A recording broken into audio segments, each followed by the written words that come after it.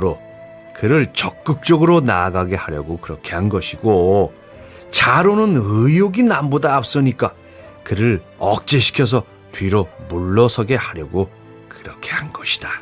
자로는 주로 군사관계의 전문가였고 염류는 세무 분야의 전문가였다. 자로는 무지막지한 깡패였는데 공자의 인격에 감동하여 공자의 제자가 되기를 청하여 평생 공자 곁을 지킨 제자다. 자로는 의리를 소중하게 여기고 용감하고 씩씩한 사람으로 한 번 맺은 맹세를 평생 지키고 행동이 앞서는 사람이었으니 공자는 그것을 바로잡아주고자 한 것이다. 염류는 세무 전문가답게 꼼꼼하고 조심스러운 성격이었던 모양이다. 그래서 공자는 염류를 좀 더 적극적으로 나아가게 하려고 한 것이다. 이처럼 공자는 제자들 저마다의 특성에 맞게 가르침을 주었다. 누구보다 배우기를 좋아했던 공자는 제자들에게 어떤 방법으로 공부하라고 가르쳤을까? 내가 일찍이 하루 종일 아무것도 먹지 않고 밤새 잠도 자지 않은 채 생각에 몰두해 보았으니 아무 이익이 없었고 공부하는 것보다 못하였다. 오상 종일 불식하며 종야 불침하여 이사오니 무익이라 불여 학야로다. 배우기만 하고 생각하지 않으면 남는 것이 없고 생각만 하고 배우지 않으면 허황되어 위태롭게 된다. 학이불사 즉 망하고 사이불학 즉 태행이라.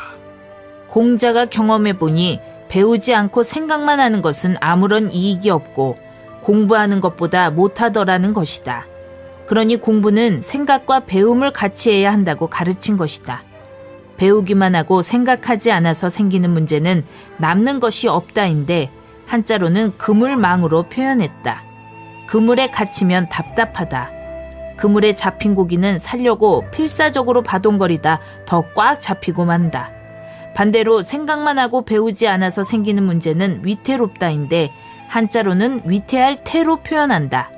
공부는 안 하고 이런저런 생각만 하니 쓸데없는 생각이 빠져들어 허황되고 위태로워진다는 뜻이다. 지식은 많은데 생각하여 그 지식을 자신의 지혜로 만들지 못하면 답답한 사람이 되고 반대로 지식은 없는데 생각만 많이 하면 공상가가 되기 쉽다. 그러니까 쉽게 말해서 생각 없이 책만 많이 보면 앞뒤가 꽉 막힌 사람이 되고 공부는 안 하고 생각만 하면 허황된 꿈을 꾸기 쉽다는 말이요. 공부를 잘하려면 배우기도 하면서 생각할 줄도 알아야 한다는 걸 기억하시오.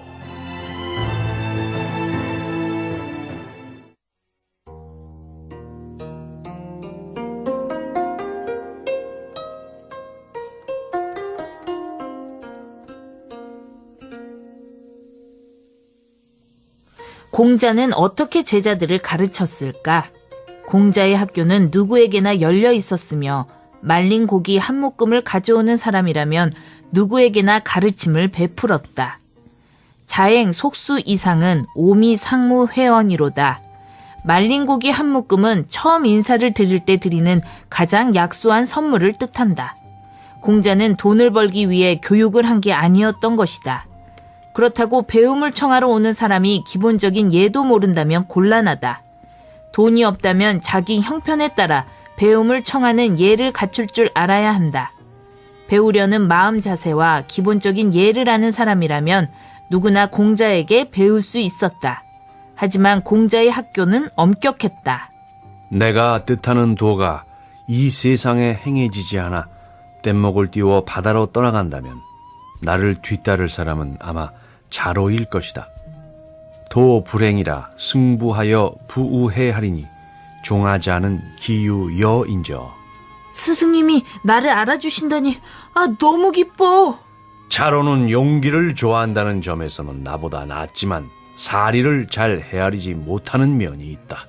스승에게 칭찬받고 좋아하는 제자를 앞에 두고 부족한 점을 곧바로 지적하는 엄격함. 제자는 얼마나 무안했을까. 더구나 자로는 공자보다 9살밖에 어리지 않고 한때 힘께나 썼던 사람이었다. 공자의 엄격함은 교육의 방법에도 그대로 적용됐다. 나는 학생이 모르는 것이 분해서 어쩔 줄 몰라 하지 않으면 깨우쳐주지 않는다. 학생이 모르는 것을 답답해하지 않으면 깨닫도록 알려주지 않으며 한 가지를 가르쳐 주었을 때 나머지를 알려고 스스로 노력하지 않으면 다시금 가르쳐 주지 않는다.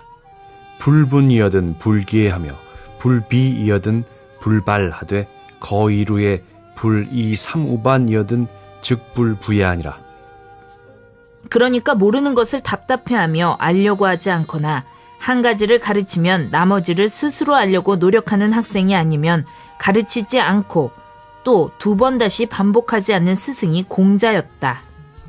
모르는 것이 생기면 스스로 배우려고 하고 그러면서 깨닫는 즐거움을 알게 되는 게 교육이 기본인데 그대들의 지나친 교육열이 이 기본을 잊게 하고 있는 것은 아니요.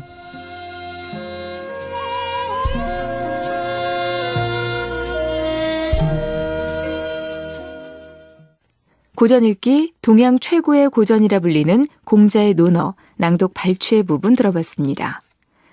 낭독으로 논어를 접하니까 생각보다 어렵지 않고 편안하게 공자가 남긴 지혜들을 만나볼 수 있었습니다. 진정성 있는 사람이 되기 위해서는 어떤 덕목을 갖춰야 하는지 생각해보는 시간이 됐고요. 또 공자는 어떤 덕목을 지니고 있었고 그것을 어떻게 발휘해서 제자들과 함께 자신들의 세계를 만들어갔는지도 함께 알아볼 수 있었습니다. 이번 주 고전 읽기는 여기까지고요. 이어서 화제의 베스트셀러 만나보시죠.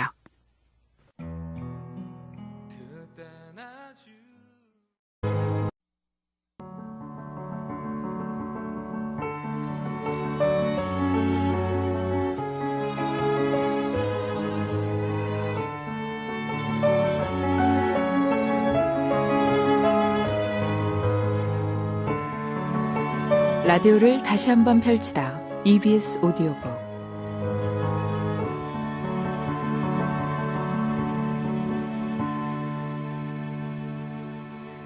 분명히 알람을 여러 개 맞춰놓고 꼭 일찍 일어나야지 다짐하며 잠자리에 들었지만 결국 늦잠을 자버려서 지각하는 일들이 가끔 있지요. 아무리 알람이 울려도 아침에 잘 못 일어나는 분들 은근히 많으실 텐데요. 요즘에는 정말 안 일어나고는 못 베길 독특한 알람 시계들이 많이 나와 있더라고요. 시간이 되면 저 멀리 날아가 버리는 시계, 퍼즐 조각을 제대로 맞춰야지만 멈추는 시계, 시계를 들고 10번 이상 팔 운동을 해야만 멈추는 시계. 이런 재미있는 아이디어로 무장한 시계들 사이에서 요즘에는 향기 나는 시계가 주목을 받고 있습니다. 이 시계는 아침이 되면 자동으로 향긋한 커피 향을 솔솔 풍겨서 잠을 깨워준다고 하는데요. 청각이 아닌 후각을 자극해서 잠을 깨운다는 발상은 신선한데 정말 효과가 있을지 궁금합니다. 자, 지금부터 일주일간의 책을 모아 다시 들려드리는 EBS 오디오북 시작합니다.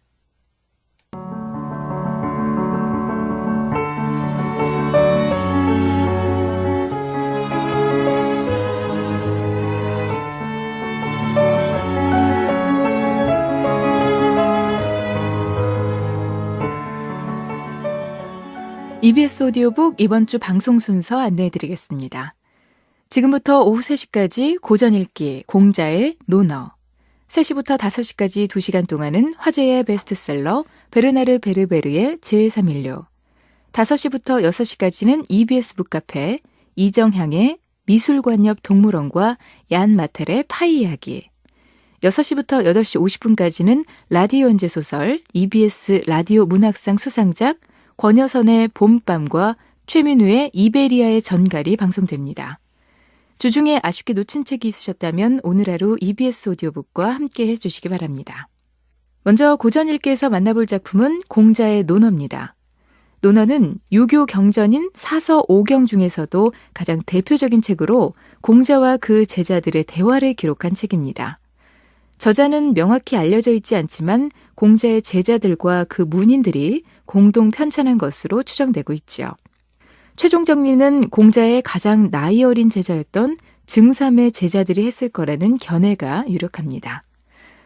공자가 사람들의 질문에 대답하고 토론하는 것이 논, 공자가 제자들에게 전해준 가르침이 어인데요. 공자가 남긴 지혜 발자취가 담긴 논어, 낭독 발췌 부분 들어보겠습니다.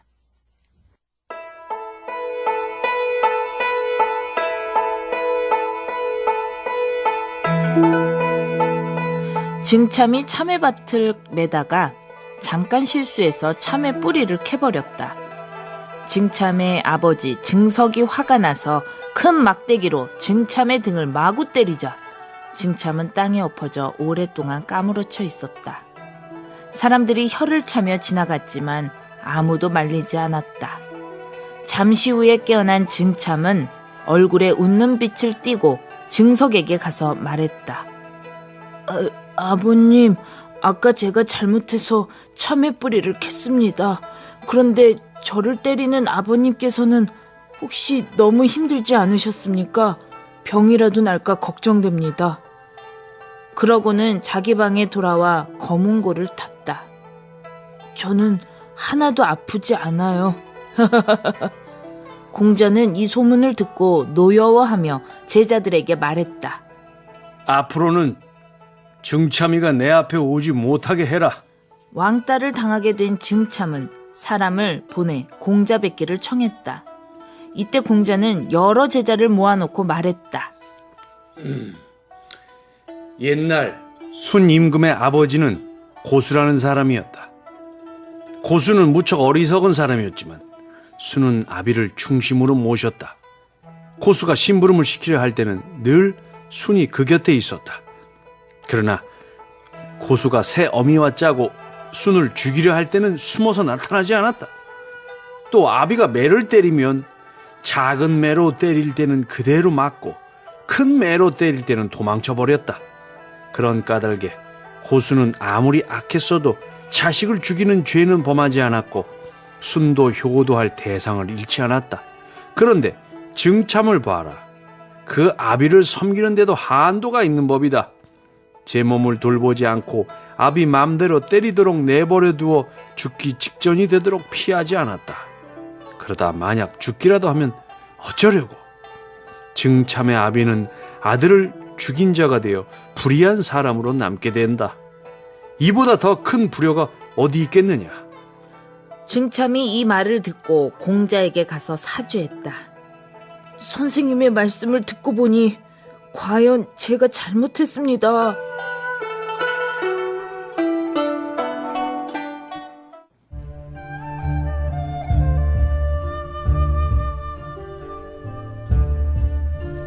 번지가 곡식 재배법을 가르쳐달라고 했다.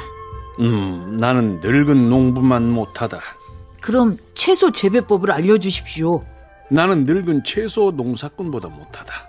번지가 나가자 공자께서 말씀하셨다. 소인이로다. 번지는 윗사람이 얘를 좋아하면 백성들도 감히 공경하지 않을 수 없고, 윗사람이 의로움을 사랑하면 백성들도 복종하지 않을 수 없으며, 윗사람이 신의를 지키면 백성들도 성실해지지 않을 수 없다. 이렇게 된다면 여러 곳에서 백성들이 자식을 포대기에 쌓아엎고 다투어 모여들 것이다. 그러니 농사 짓는 법은 어디에 쓰겠느냐. 자왈 오 불여 노 농 호라. 청학 위포한데 왈 오 불여 노포 호라.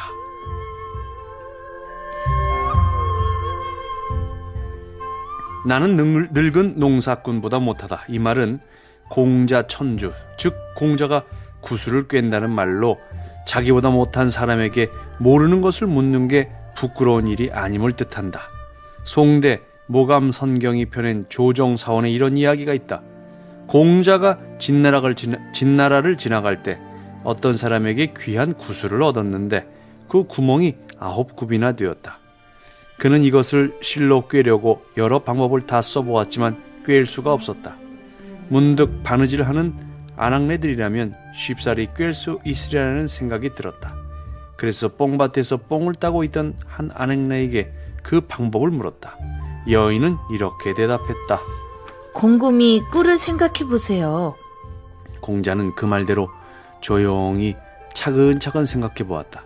조금 있다가 그녀의 말뜻을 깨닫고 무릎을 탁 쳤다. 그러고는 나무 아래로 왔다 갔다 하는 개미를 한 마리 붙잡아 그 허리에 실을 메었다. 그 개미를 한쪽 구멍으로 밀어넣고 반대편 구멍에는 달콤한 꿀을 발라놓았다. 개미는 꿀 냄새를 맡고 이쪽 구멍으로 들어가 저쪽 구멍으로 나왔다. 이리하여 구슬에 시를 꿰 수 있게 되었다.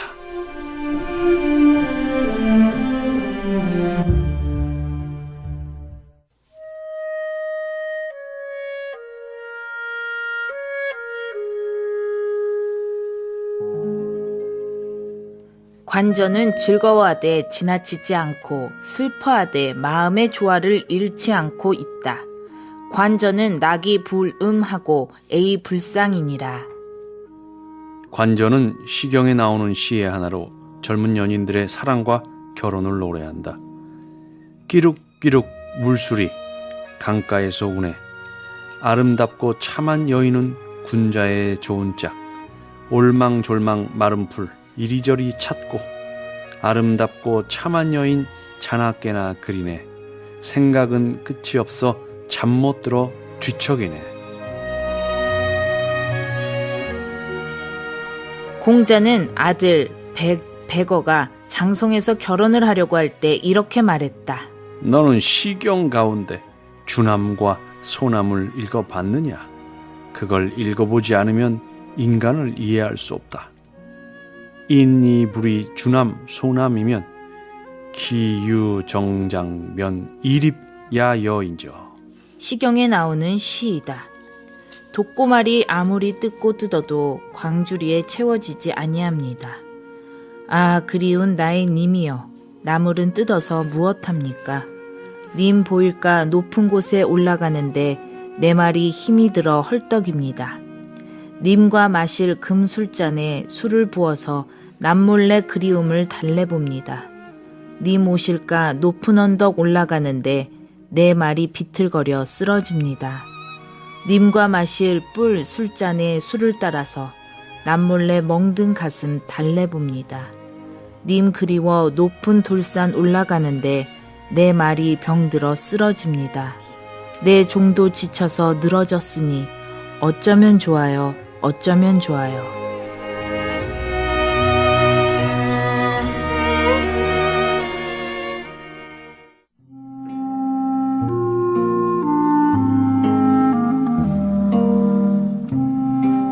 즐기는 것이 최고지만 지지자가 불여 호지자여, 호지자가 불여 락지자니라. 아는 것은 좋아하는 것만 못하고 좋아하는 것은 즐거워하는 것만 못하다. 아는 것은 말 그대로 진리가 무엇인가를 아는 것인데 좋아하는 것과 즐기는 것은 무엇이 다를까? 좋아하는 것은 자기 진리를 자기 것으로 삼지 못한 상태임에 비해 즐기는 것은 그것을 완전히 터득해서 자기 것으로 삼아 생활하고 있는 경지라고 할 수 있다.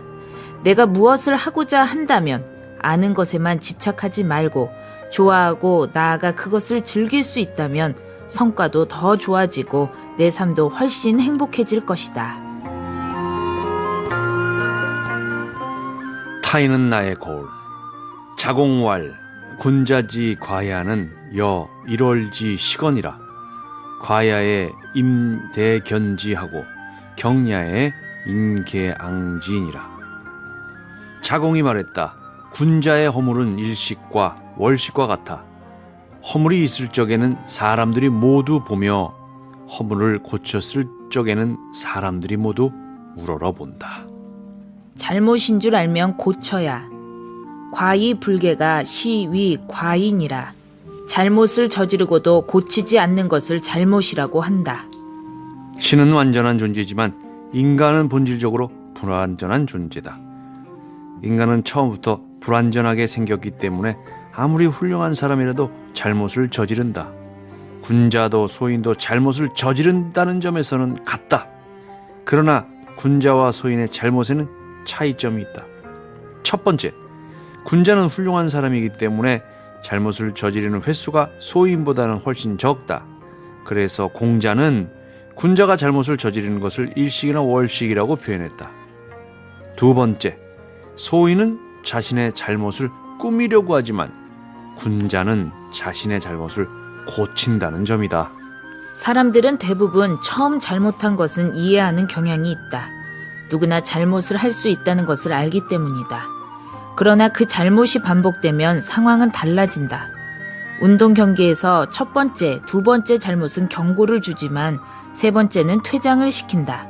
진짜 잘못은 잘못을 저지른 것이 아니라 잘못을 저지르고도 고치지 않는 것이다. 군자는 자신의 잘못을 고치고 또 고치면서 여러 사람들에게 존경받는다.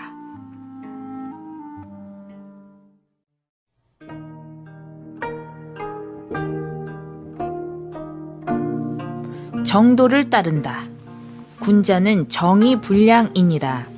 군자는 정도를 따라 올곧으며 작은 신의에 얽매이지 않는다.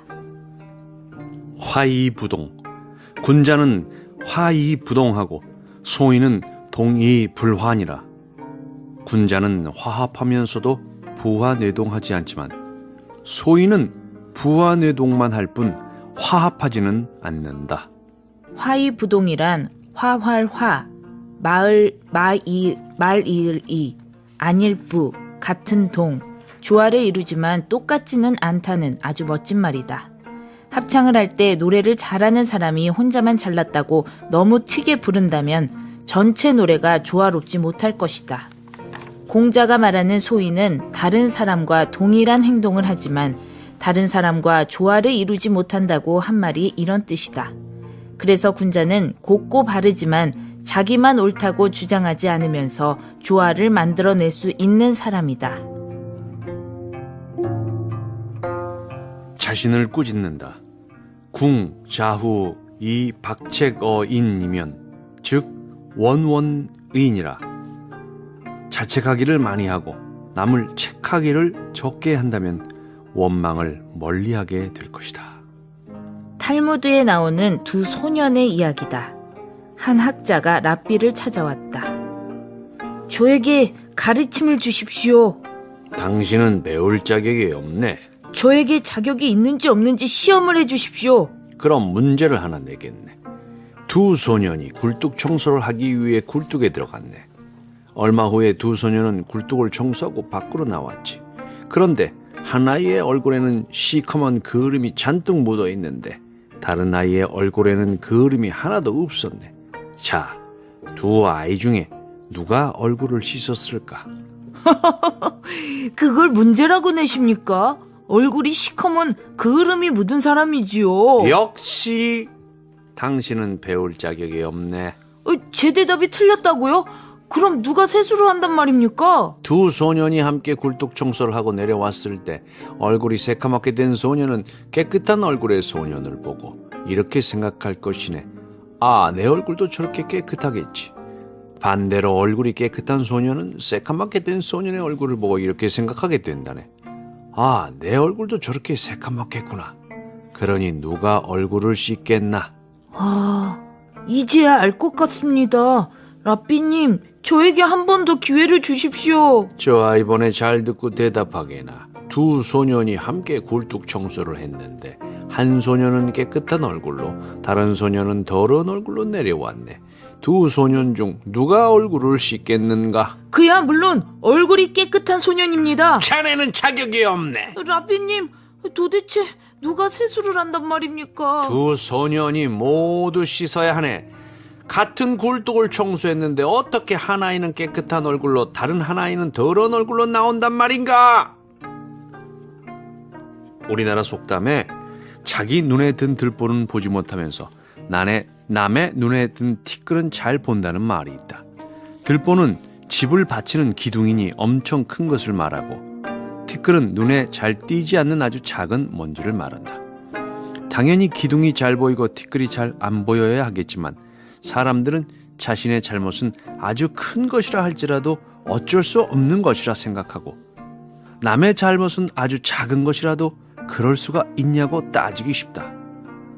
남이 친구 욕을 하고 다니는 것은 입이 싸다는 증거이고 내가 친구 욕을 하고 다니는 것은 누구라도 그 친구 때문에 피해를 보는 사람이 없기를 바라기 때문이라고 한다. 웃기는 얘기 같지만 우리도 그럴 때가 있다.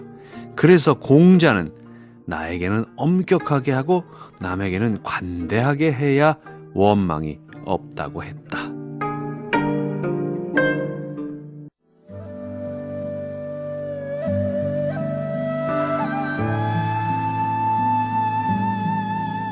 욕속부달. 무욕속하며 무견소리니 욕속 즉 부달하고 견소리 즉 대사가 불성이라. 서두르려 하지 말고 작은 이익을 보려 하지 마라. 서두르려 하면 일을 제대로 해낼 수 없고 작은 이익을 보고 탐내면 큰 일을 이룰 수 없다. 흔히 요즘을 인스턴트 시대라고 한다. 서울과 미국에서 순식간에 메일을 주고받고 3분이면 전자레인지로 따뜻한 밥을 지을 수 있는 세상이고 다이어트도 4주면 완성해준다고 광고하는 세상이다. 모든 것이 빠르고 순식간에 이루어지다 보니 사람도 자꾸 인스턴트가 되어간다. 중간고사의 목표는 있지만 인생의 목표는 없다. 중간고사 점수도 내 인생의 목표를 향해 가는 중에 잠시 얻고 싶을 것일 텐데 진짜 목표는 간 곳이 없고 당장 눈앞의 것만 보게 된다. 너무 빨리 이루려고 하면 오히려 달성하지 못하고 작은 이익을 따지면 큰 이익을 얻지 못할 수 있다는 말씀. 자왈 여유 주공지 제 짐이라도 사 교찰인이면 기여 부족관 야이인이라. 공자가 말씀하시길 설령 주공과 같은 아름다운 재주를 가졌다 할지라도 교만하고 인색하다면 그 밖의 것은 더 이상 볼 필요가 없다. 공자가 제일 존경하는 사람은 주공이다. 꿈속에서도 그리워하며 닮고 싶어 했던 그 주공이라도 잘난 체하고 뽐내고 건방지고 인색하다면 다른 것은 더 볼 것 없다는 말이다. 교만하지 말고 겸손하라는 공자의 말씀을 잘 새겨 듣자.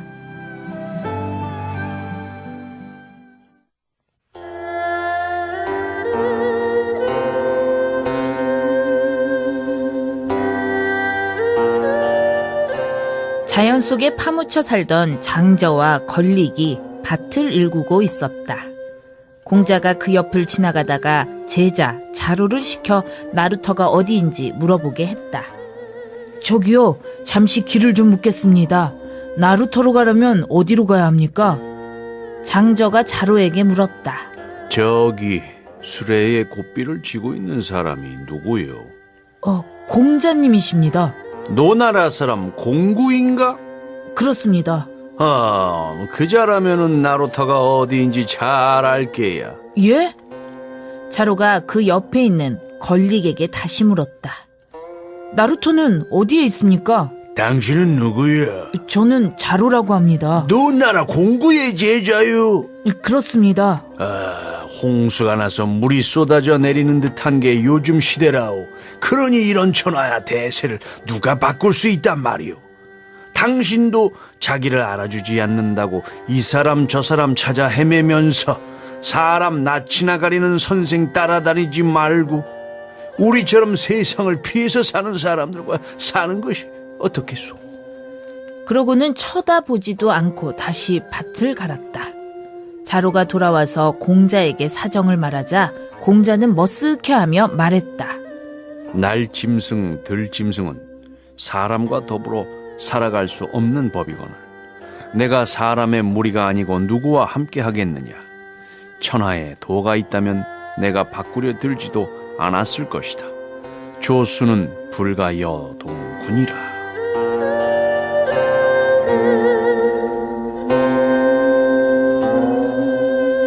공자가 위나라에 머물면서 경쇠를 연주하고 있었다. 삼태기를 지고 가던 사람이 그 소리를 들었다. 쓸쓸한 마음이 소리에 들어있구나. 그러더니 조금 후에 다시 말했다. 천박하구나. 그 소리가 세상이 날 알아주지 않으면 그뿐. 물이 깊으면 옷을 입고 건너고 물이 얕으면 옷을 걷고 건너라 했거늘. 공자가 그 말을 듣고 말했다. 깔끔하구나. 하지만 그것이 어려운 일은 아니지.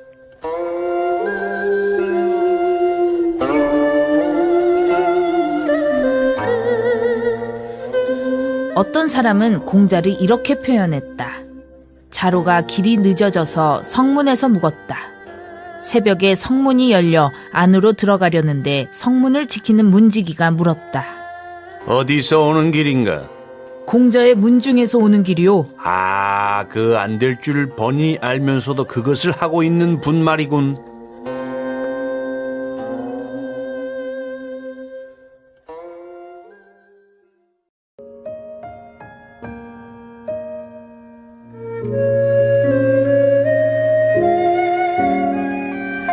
공자가 가장 숭배했던 인물은 주공이었다.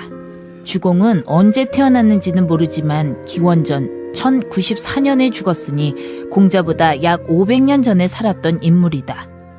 봉건제도를 새롭게 정비하고 예와 음악을 정비해 나라를 튼튼히 했다.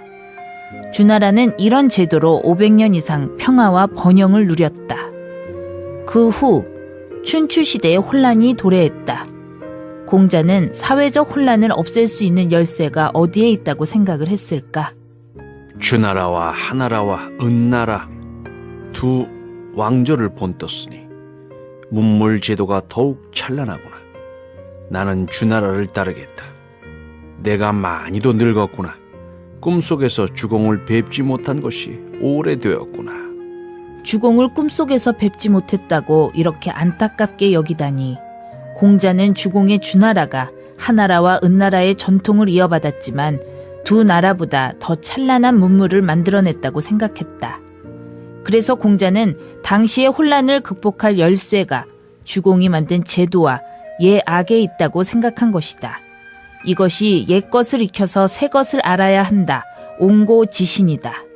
공자가 얼마나 옹고지신의 정신을 중요하게 생각했는지는 그가 했던 말에 잘 드러난다. 나는 태어나면서부터 모든 것을 알았던 사람이 아니라 옛 것을 좋아하고 열심히 그것을 추구한 사람이다. 나는 옛 것을 배워 전하기만 할 뿐 새로운 것을 창작하지 않으며 옛 것을 믿고 좋아하면서 내 자신을 은연중에 은나라의 현인이었던 노팽과 비교해 본다. 이런 공자에게 옛날의 예법을 무시하는 것은 용서할 수 없는 일이었다. 그런데 노나라의 실력자인 계씨가 자기 집들 안에서 8일무를 추게 했다. 8일무는 8명이 8줄로 서서 춤을 추는 것인데 원래 천자 앞에서만 출 수 있었다. 노나라는 제후국이라 6일무, 즉 6명이 6줄로 추는 춤을 출 수 있는데 노나라는 원래 주공에게 주어졌던 땅이라 주공의 공을 기려 노나라에서는 천자의 예, 즉 8일무를 출 수 있는 특권을 주었다. 제후의 아래 등급인 대부에게는 4일무, 즉 4명이 4줄로 추는 춤이 허용되었다. 계씨는 대부이므로 당연히 집안에서 4일무밖에 출 수 없었는데 버젓이 8일무를 추게 한 것이다. 그것도 다른 사람들이 보는 뜰 앞에서 말이다. 공자가 이 소식을 듣고 분노했다. 이런 짓을 할 수 있다면 무슨 짓을 하지 못하겠느냐? 이렇게까지 이해가 무너지다니. 주공의 예로 돌아가 세상을 바로 세워야 한다. 그래서 나는 주공을 따르겠다. 이것이 공자의 생각이다. 그러나 공자의 이런 생각을 모든 사람이 지지한 것은 아니다. 어떤 사람은 공자는 옛것만 지키려 한 보수주의자일 뿐이다 라고 비판했다. 공자를 비판한 사람의 이야기를 들어보자. 옛날 하남이라는 곳에 복시라는 사람이 살고 있었다. 복시는 자기의 바지가 더러워지고 다 떨어지자 아내에게 새 옷감을 사다 주었다. 여보, 이 옷감으로 새 바지를 만들어 주시오. 어떤 모양으로 지어드릴까요? 헌 바지하고 똑같이 해주시오. 똑같이. 그래서 바지를 다 만들고 난 다음 헌바지의 모양대로 구멍도 몇 개 뚫고 얼룩 자국도 만들어서 더럽고 다 떨어진 바지로 만들었다. 이렇게 공을 많이 들여 바지를 완성해서 남편에게 자랑스럽게 갖다 주었다. 마음에 드세요? 헌바지와 아주 똑같죠? 한비자에 나오는 이야기다. 한비자의 눈에 공자는 새 천을 떠다가 헌바지로 만드는 복시의 아내와 같은 사람일 뿐이었다. 이쯤 되면 우리는 헷갈린다. 헌바지 이야기가 맞는 것 같기도 하고 옹고지신의 가르침이 맞는 것 같기도 하고 과거와 현재와 미래는 각각 따로 존재하는 것이 아니다. 과거를 통해 현재가 있고 또 현재를 지나 미래로 가는 것이니까 과거에 더 의미를 둘 수도 있고 미래에 더 의미를 둘 수도 있다. 과거에 더 무게를 둔다고 해서 옛 것을 그대로 따르는 것도 아니고 미래에 의미를 둔다고 해서 과거를 완전히 무시하는 것은 아니다. 공자와 한비자 두 사람의 말이 다 일리가 있다.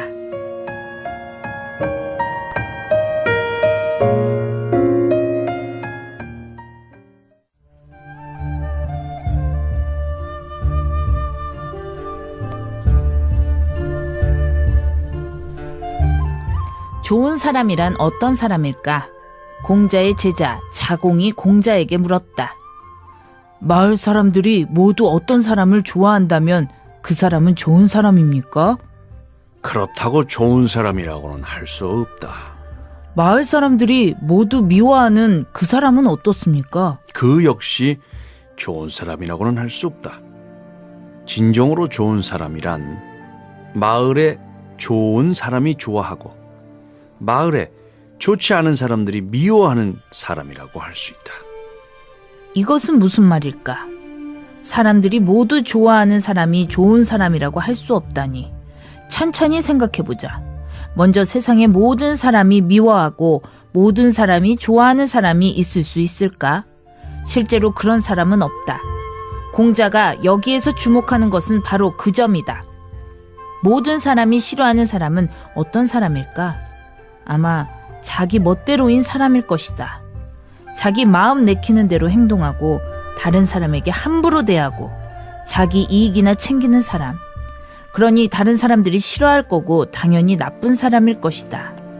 그러나 모든 사람이 좋은 사람이라고 칭찬하는 사람, 심지어 나쁜 사람들이 좋은 사람이야 라고 말하는 사람은 어떻게 행동할까? 나쁜 사람이 나쁜 행동을 해도 모른 채 할 것이다. 심지어 칭찬하며 도와주기까지 할 것이다. 진심으로 그렇게 생각해서라기보다는 자기의 이익을 얻기 위해서 말이다. 일제강점기에 친일파를 두고 일본인들은 나쁜 사람이라고 했을지 좋은 사람이라고 했을지를 생각해보면 쉬울 것이다. 나쁜 일에 타협하고 기회주의적으로 행동하면 사람들에게 좋은 평가를 받을 수 있을지는 모르지만 그것은 진정으로 좋은 사람이 아니네. 진정으로 좋은 사람이란 좋은 사람들이 좋아하고 좋지 않은 사람들은 미워하는 사람이라오.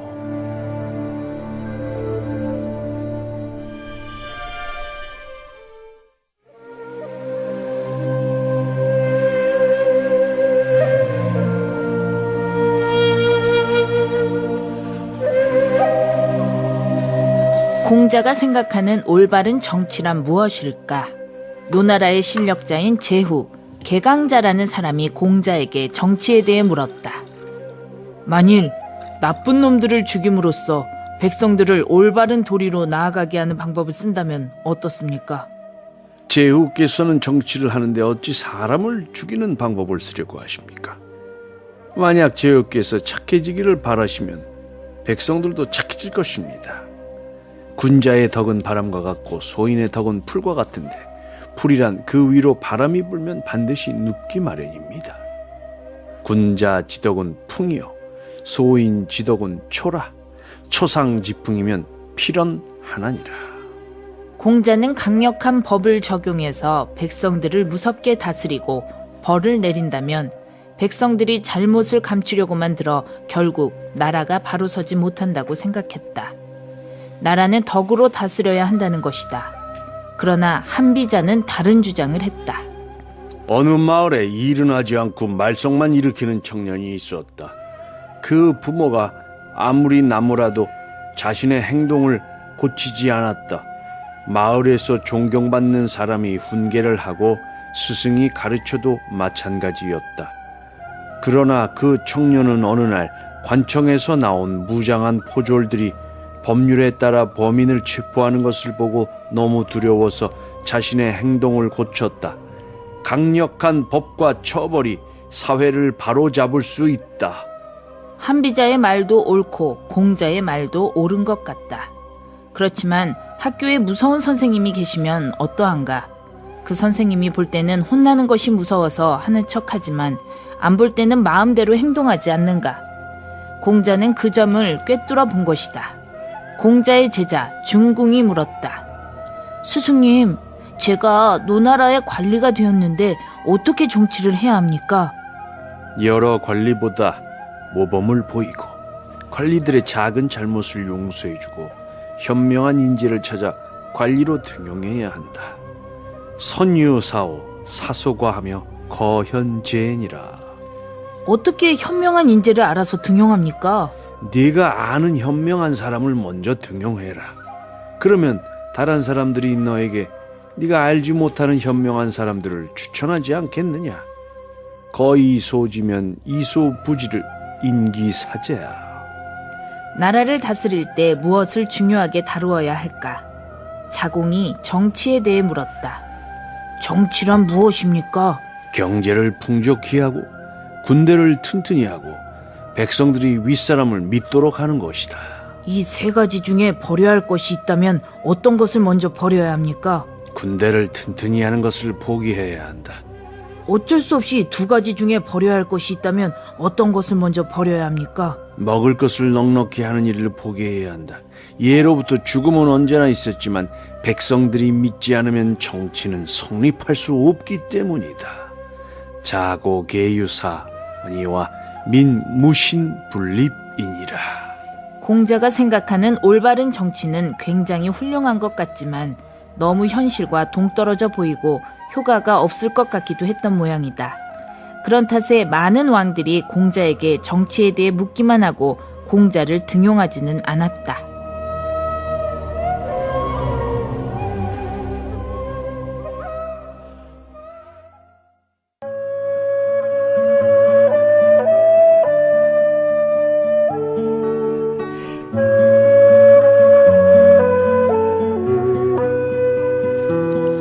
자신의 뜻을 알아줄 왕을 찾아 여기저기 여러 나라를 돌아다니던 공자가 섭지방에 머물며 섭공을 만났을 때의 이야기다.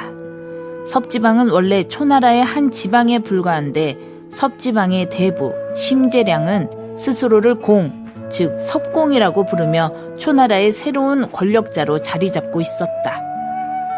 나라를 다스리는 힘이 천자로부터 나오면 세상이 올바르게 다스려지지만 제후로부터 나오면 10대 안에 망하지 않는 나라가 거의 없고 대부로부터 나오면 5대 안에 망하지 않는 나라가 거의 없다.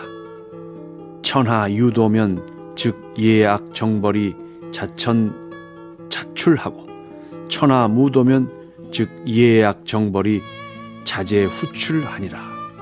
제후도 아닌 대부로 나라의 권력을 차지하고 있는 섭공의 입장에서는 공자가 섭지방에 왔다는 소식에 마음이 편하지 않았다.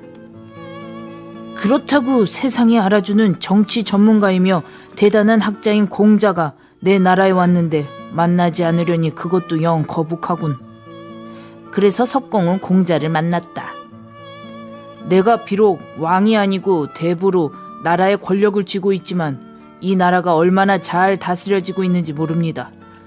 우리 마을의 정직한 사람은 그 아버지의 양을 훔치자 아들이 관가에 고발을 했습니다. 우리나라는 자식이 아버지를 신고할 만큼 법이 잘 지켜지는 나라인데 공자한테 뭐 배울 것이 더 있겠는가 라는 뜻으로 이야기한 것이다. 이 말을 들은 공자가 대답했다. 우리 마을의 정직한 사람은 이와는 다릅니다. 아버지가 양을 훔치면 아버지는 아들을 위해 감추고 아들은 아버지를 위해 감춥니다. 정직함은 그 사이에 있는 것입니다. 정직한 마음에 거짓이나 꾸밈이 없는 바르고 고든 것을 나타내는 말이지만 무엇이든지 거짓 없이 있는 그대로 나타내는 것이 정직은 아니라는 것이다. 법이라는 것이 원래 사람들 사이에 질서를 찾아서 모두가 행복하게 살자고 만든 것인데 자식이 아버지를 고발하고 아버지가 자식을 고발하는 사회라면 어찌 모두가 행복할 수 있겠는가? 같은 이야기가 한비자에는 다른 입장에서 기록되어 있다. 아버지가 양을 훔치자 직궁은 아버지를 관가에 고발했다. 하지만 초나라의 재상은 오히려 화를 내며 아들을 꾸짖었다. 아들이 아버지를 고발하다니 있을 수 없는 일이다. 직궁을 사형에 처해라. 직궁은 사형당했다. 이렇게 되자 초나라에서는 범인을 알아도 관가에 고발하는 사람이 없게 되었다. 또 노나라에서는 3번의 전쟁이 발생할 때마다 군대에서 도망가는 사람이 있었다. 붙잡혀온 탈영병에게 공자가 물었다. 그대는 왜 탈영을 했는가? 늙은 아버지를 부양하기 위해서입니다. 너의 효성이 지극하구나. 그 이후 노나라에서는 수많은 탈영병이 생겼다. 한비자는 효보다는 국가의 법이 중요하고 가족보다는 국가가 중요하다고 생각했다. 공자식으로 가족을 먼저 생각하다 보면 국가의 질서가 잡히지 않아 결국은 모두가 잘 살 수 없게 된다. 똑같은 이야기인데 받아들이는 입장에 따라 참 다르다. 공자와 한비자의 입장 중에서 어떤 것이 진짜 정직이라고 생각하는가?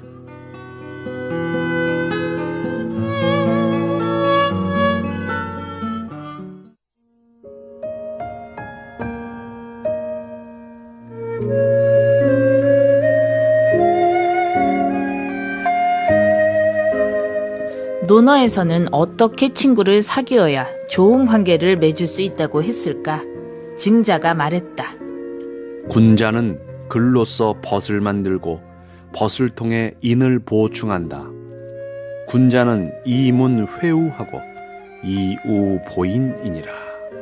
끼리끼리 논다라는 말이 있다. 사람들은 성향이나 관심이 비슷한 사람과 사귀는 것을 좋아한다. 그래서 공자의 제자 증자는 글로써 벗을 사귀는 것이 좋다고 권하고 있다. 그렇게 되면 나아가 친구들을 통해 내가 좀 더 사람다운 사람이 될 수 있다. 그런데 어떤 친구를 사귀어야 증자처럼 친구를 통해 인을 보충할 수 있을까?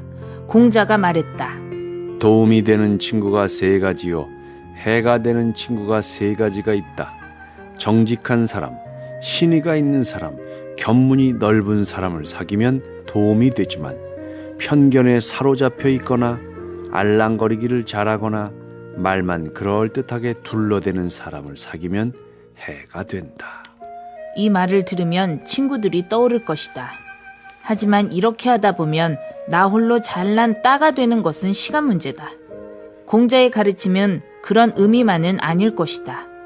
공자의 말씀으로 친구들을 재단하기보다 나는 친구들에게 어떤 사람이었는가를 묻는 것이 먼저가 아닐까? 3사람이 길을 가면 반드시 내 스승이 있다.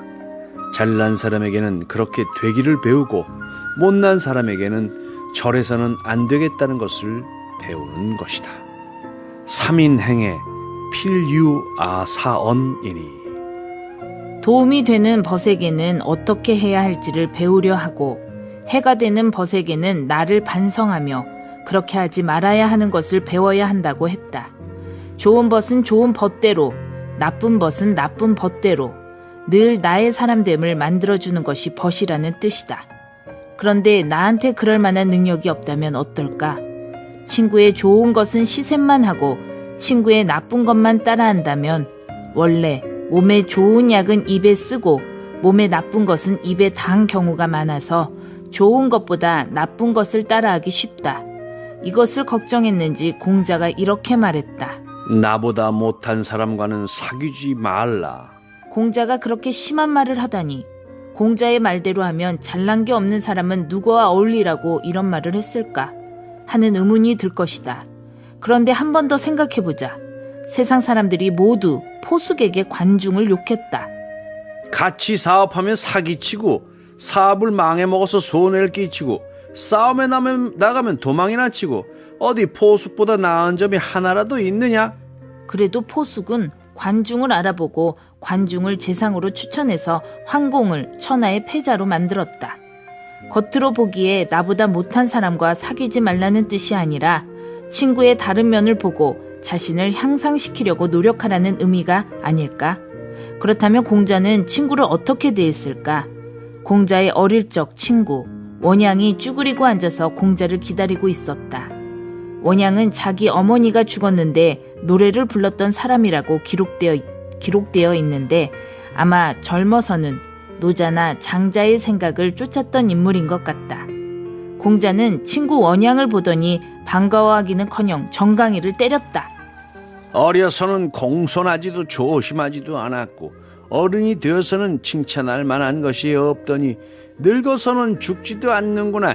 예이, 이런 자식이 도둑놈이다. 또 어떤 친구가 죽어서 빈소를 차릴 곳이 없자 공자는 자기 집에 빈소를 차리게 했고, 친구가 보낸 선물은 아무리 비싼 수레나 말이라 할지라도 고맙다고 하지 않았다. 다만 친구가 그 부모님께 제사를 지내고 고기를 보내면 고맙다고 인사했다. 공자가 좀 친근하게 느껴지지 않는가? 빈소를 차릴 곳이 없는 친구는 아마 독신이었거나 후손이 없었던 모양이다. 친구가 비싼 선물을 해도 고맙다고 말하지 않는 사람이 공자였다. 나 역시 친구에게 그렇게 하니 고맙다고 말할 필요가 없지. 그렇지만 부모님의 제사 음식은 조상에 대한 예에 속하는 것이므로 고맙다고 하는 사람이 공자였다. 하지만 또 오랜만에 찾아온 어릴 적 친구에게 너 같은 놈이 도둑놈이야 라며 정강이를 때려서 쫓아내는 사람이 공자이기도 하다. 친구에 대한 이야기를 읽으며 의문도 생기고 이것은 아닌데 하는 생각도 들 것이다. 논어는 완벽한 신의 이야기가 아니라 울고 웃고 숨쉬며 살았던 한 남자의 이야기니까. 이 책을 읽는 동안 적어도 몇 가지 의문이 생겨야 논어를 제대로 읽었다고 할 수 있다.